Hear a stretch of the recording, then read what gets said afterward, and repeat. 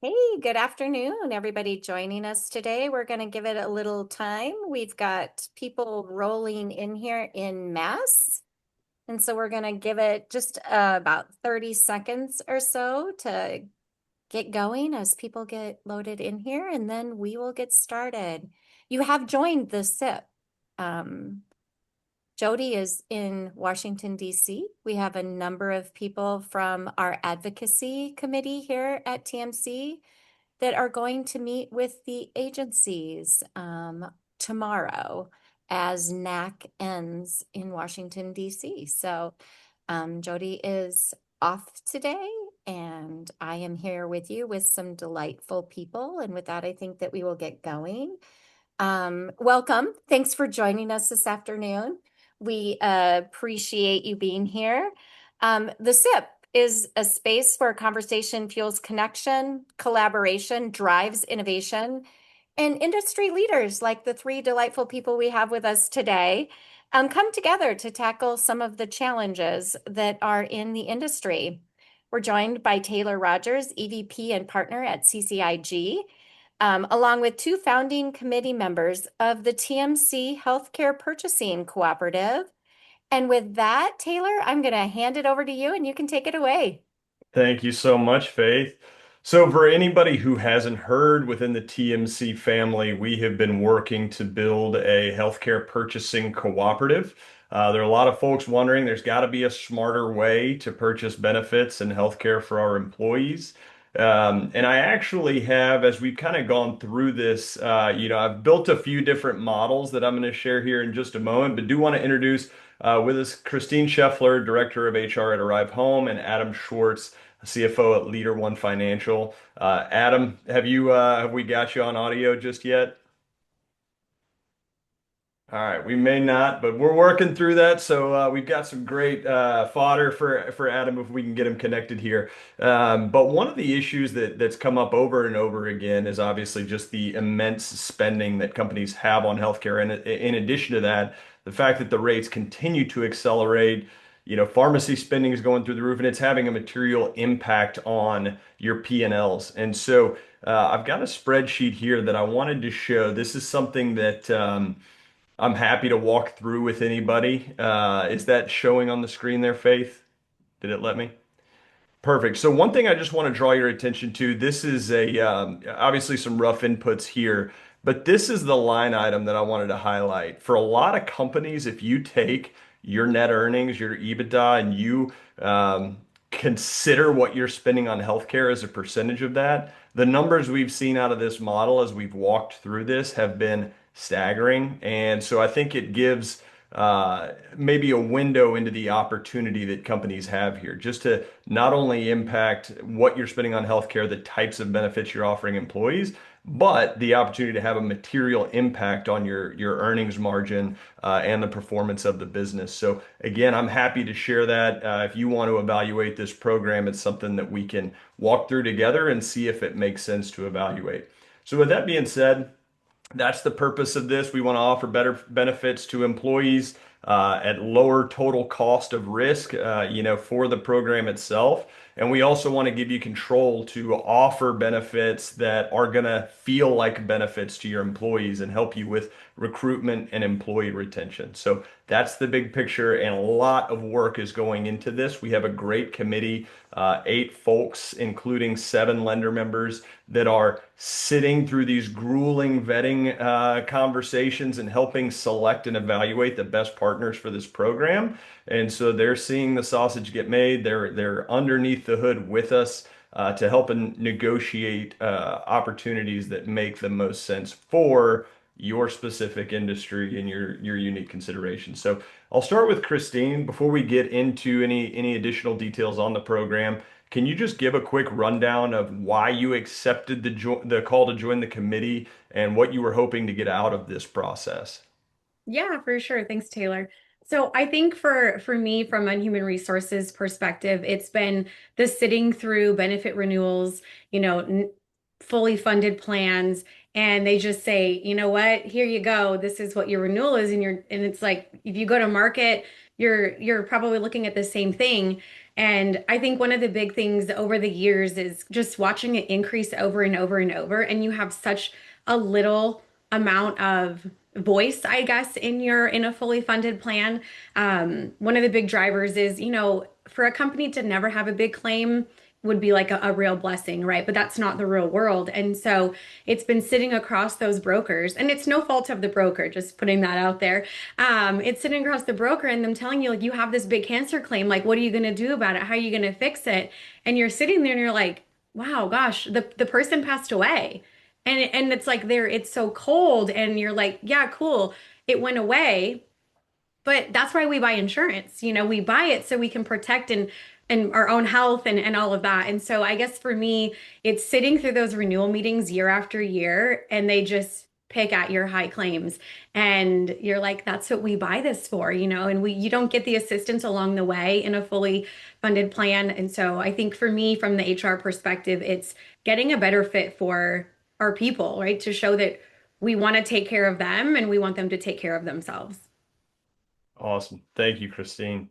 Your voice is extremely valuable, and there's a fun juxtaposition that we highlight with levity in the benefits world, which is no one wants to use benefits designed by finance. No one wants to pay for benefits designed by HR. So how do we strike a balance that makes sense for the balance sheet as well as for your employees? So Adam, same question for you from a financial perspective as a financial decision maker.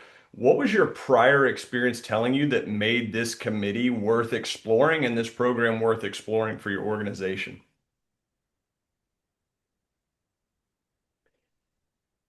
We may, I know earlier we had success bringing him off of mute. Did we try that again?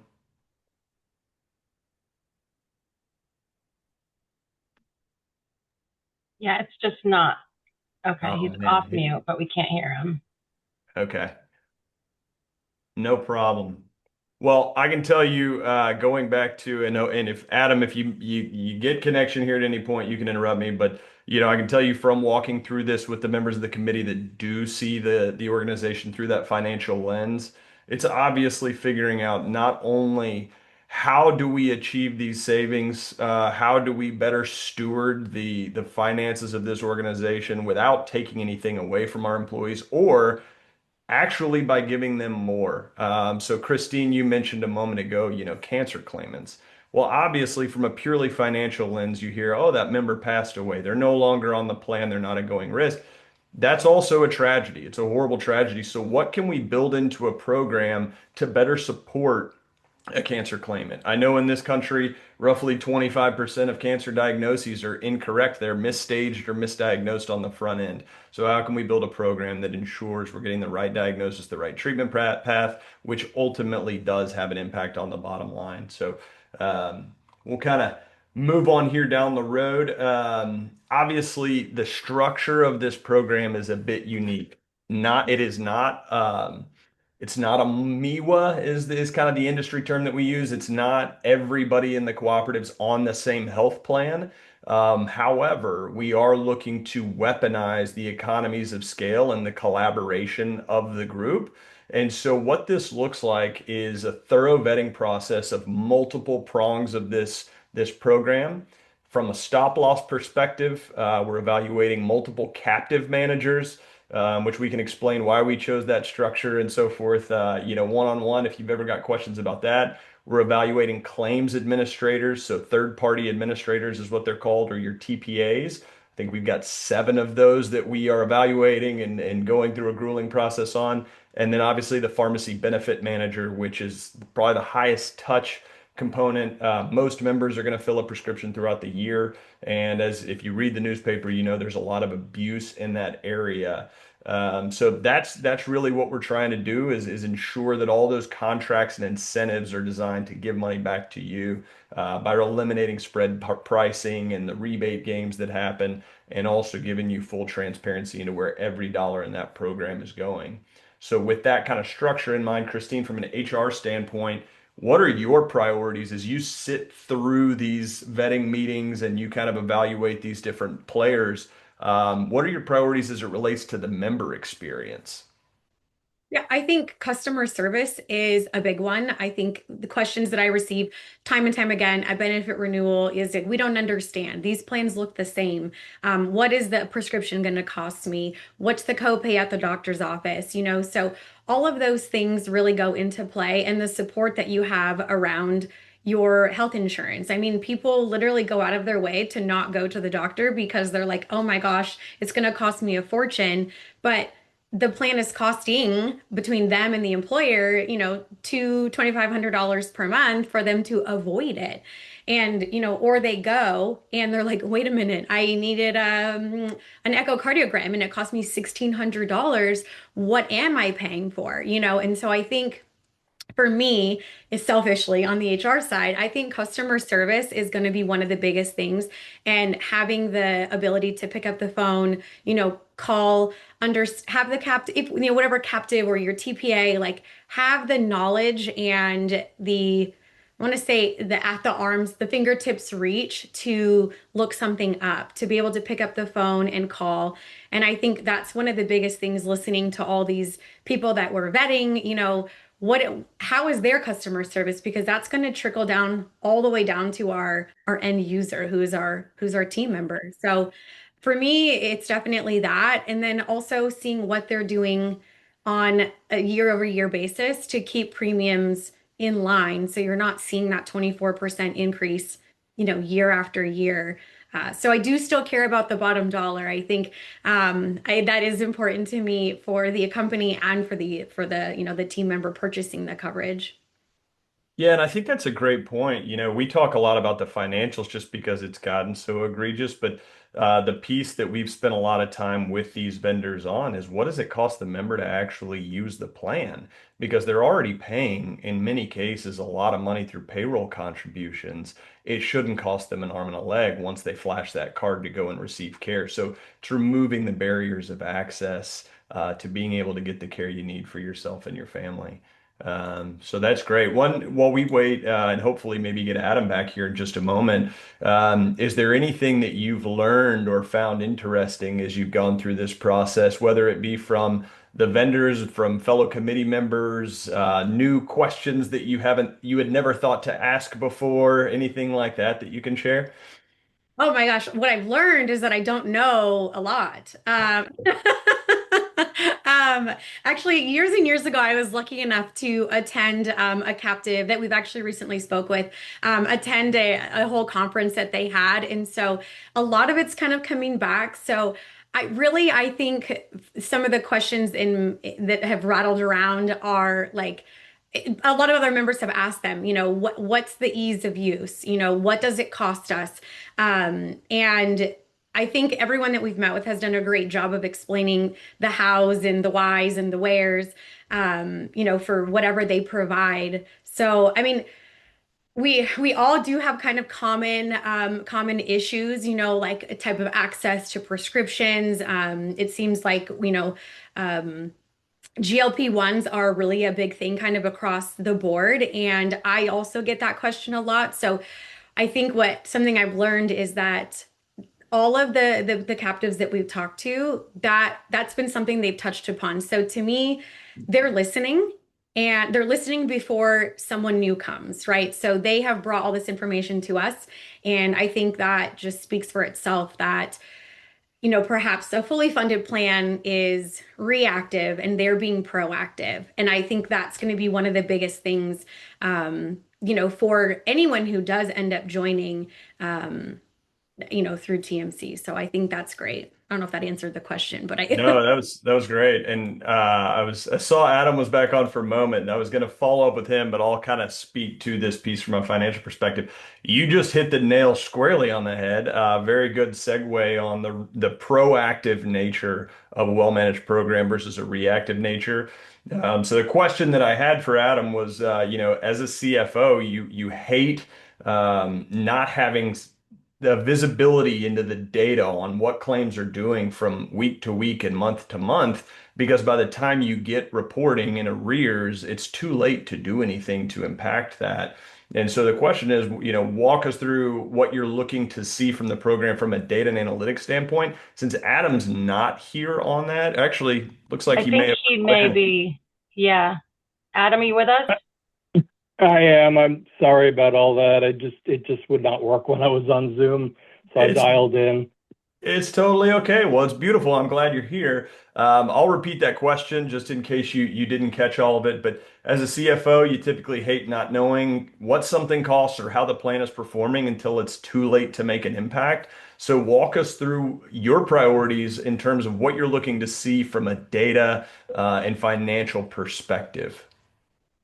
Yeah, absolutely. I mean, I've been at this for a long time. I've been a CPA for 30 years. I've been with LeaderOne in this industry coming up on 17 years.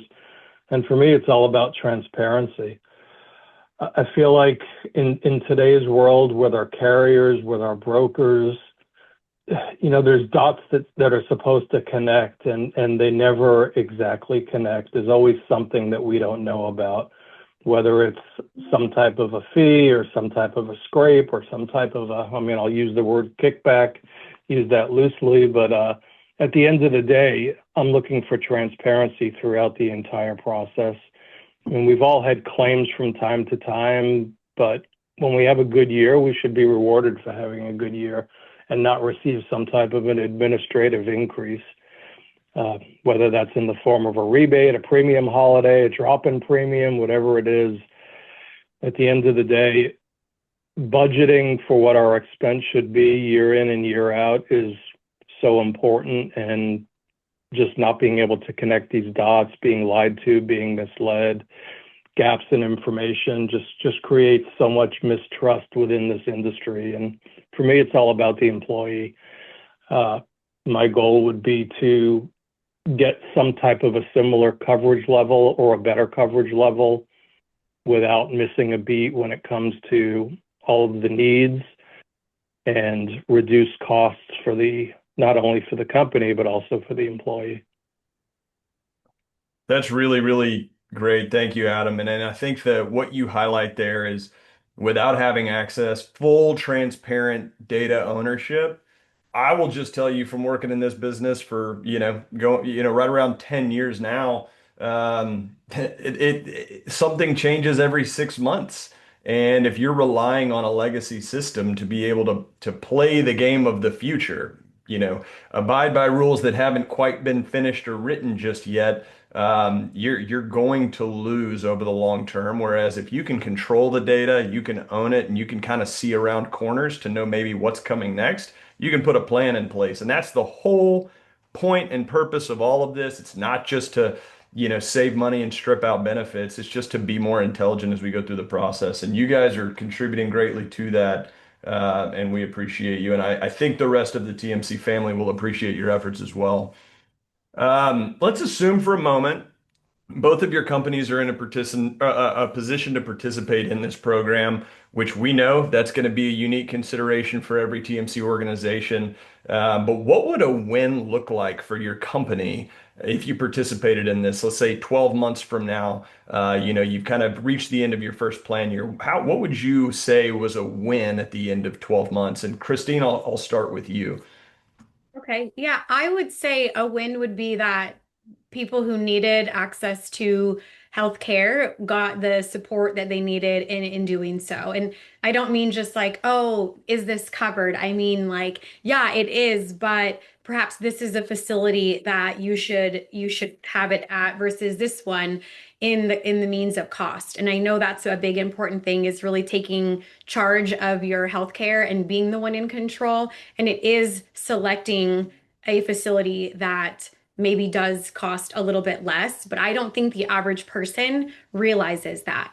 You can have a service at a hospital or a service at let's just say like a private clinic, and they may cost completely different. So I think for me, it's going to be the empowerment that the employee understands that they get to make those choices, and they have the support and the education behind it. So feeling that they can use the plan in the most beneficial way, that works out for whatever it is they're going through. Thank you. Adam? I'm going to take a stance a little different from a normal CFO. I'm going to dream big here and be glass half full. A win for me would be reduced cost to the employee, reduced cost to the company, and a positive overall insurance experience for all of our employees without losing any key coverages. To me, that would be Nirvana, and it would definitely be a dream big scenario. But if we can accomplish that, we would have a massive win across not only our companies, but also the industry as a whole. I think that deserves an amen for sure. Change my answer. I second what Adam said. No. Yeah, no, you guys both nailed it.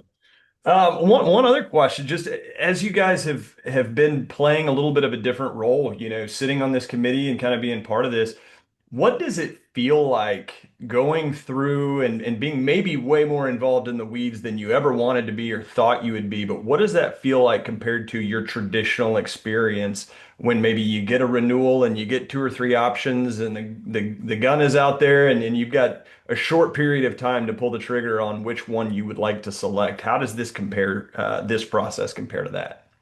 Christine, we'll start with you again because you're on my screen. Yeah, perfect. Well, I would say it's less stressful because we don't have to make a decision today, I know we're on a time limit here, but I think it's kind of been nice. I mean, I know there's been a lot of meetings and it's a lot of information to take in, but when you're looking at your normal renewal, you kind of feel stuck. Like you don't, it's either you take it or you go to market and hope for the best. This kind of feels like, wow, we get to decide. We get to have a say. And that alone just it feels better. It feels like you're finally going to be not in charge, but like you have a little bit of power that you don't usually have. And your normal benefit renewal is usually, and I'm gonna, probably Adam might side with this one. It's just like cha-ching, cha-ching, cha-ching. All you're seeing is dollar signs and they're not coming to you, they're going away. And then you have to break that news to your team members. And then you just have to mentally prepare for the groans because you already got to do it, but now 100 people have to now see it too. So it feels lighter, it feels more in control, and it feels like we're getting to build something that is going to be beneficial to so many companies and so many people. Awesome. Adam, anything else you would add to that? Yeah, you hit on that so well. And it's an email I dread sending out every year. Here's our insurance premiums for the coming year. And oh, by the way, we got another 20% increase and companies only increasing their match 5%. And, we've done that several years. We've done the full 20 just to mitigate it for the employees. But at the end of the day, I have a lot of say in the decision making on which carrier we use, but it's all through the lens of our broker, right? In this scenario, we're dealing directly with the insurance companies. And I spent 10 years in the insurance industry, so I know enough to be dangerous. But at the end of the day, seeing it this way versus through the eyes of the broker, I feel like those proverbial dots I was talking about earlier might start to get connected for all of us, and that curtain might be lifted, and we're going to get that true transparency that we all crave. And I just want to double click on what you just said about, working in the insurance business in a prior stop. Guys, this is the value of the committee. This is where the power of TMC in my mind is displayed really well. The folks on this committee are some of the brightest healthcare purchasers from, the non-industry perspective that I've been around. And it's such a gift to have, this level of support from TMC. So I just wanted to put that in there. That's a really great, just call to credibility there for the folks that are helping make these decisions. Well, as we land the plane here, two very quick questions, and I'll ask them together, and you guys can answer them however you like, Christine and Adam. But for TMC members who's watching this and thinking, man, maybe we should evaluate this, is there anything you would tell them or encourage them to consider? And then adding to that, what questions do they need to be asking, both internally, maybe of their current program or current broker, as they make that decision on whether or not this would be a fit? So, Christine, I'll go back to you. And if you need me to restate any of those, I know I just threw a long, lengthy question or a couple of questions at you. Um, no, I have them up. I'm like, let me peek at them. I would say look at what you have and think about what you're looking for. Like what is part of what is your benefit offering now and what do you want it to look like? Because it doesn't have to be, the same, like if you want to add a service, those are the questions and say renewals is the time to do that, but it really is like a few months before. Think about how you want to either enhance or the items you wish to pull back on. Because realistically, there are times in which you're like, this isn't actually working for us. Let's take this away. So I'd say number one, what do you want your offering to look like? And what solutions do you need? What problems are you actively having within your own company that this may be a solve for? And that could be so many things. I mean, we don't have enough time in the day for all of that, but I think it's just looking at your overall benefits package. What are the hardships? If are you multi-state? Are you seeing, I guess that's a big one for us. So I'll give that one to you. If you're multi-state, but your plans are, based out of the state in which you're headquartered, is that causing issues for others? And those are questions that you should definitely bring in, and I know this is something we're looking at. A lot of these captives are nationwide. So that's very helpful. And then I think as I'm looking at something to consider is really just at the end of the day, you have to consider your company and you have to consider your team members. So is going self-insured something that you think will adopt easily? And if not, think about how you need to prepare yourself to get the people in your company to also be early adopters because truthfully at the end of the day good news travels slow and bad news travels fast. So if you think you can get some key players in your company to really support this, I would lean into that. So those are big considerations, I think. Great. Thank you. Adam? Most important thing for me, I mean, it's our culture at LeaderOne. It should be, first and foremost across our industry. Consider what's best for your employees. They're ultimately what matters most. If you're happy with your insurance relationships, that's great, but the reality is you're probably in the minority. I speak to a lot of other CFOs on my CFO roundtable and across this industry, and the staunch reality is most aren't happy with their insurance relationships, and it's a subject of contention every single year with a lot of us. So ask yourself if you want to continue the same old, or explore a possible new large-scale solution as part of this cooperative. I'm a pretty busy guy at work in my personal life, but I felt a very strong need to volunteer to join this committee and help be a part of building this out. Not for me, but for our 500 employees and all of your employees as well. Cost of insurance is one of the biggest complaints we get as a company. And I'd love to be a small piece of making that go away for good and not dealing with it anymore. It's a great opportunity, if built right, to be a solution for many, many companies in our industry, and looking forward to its success.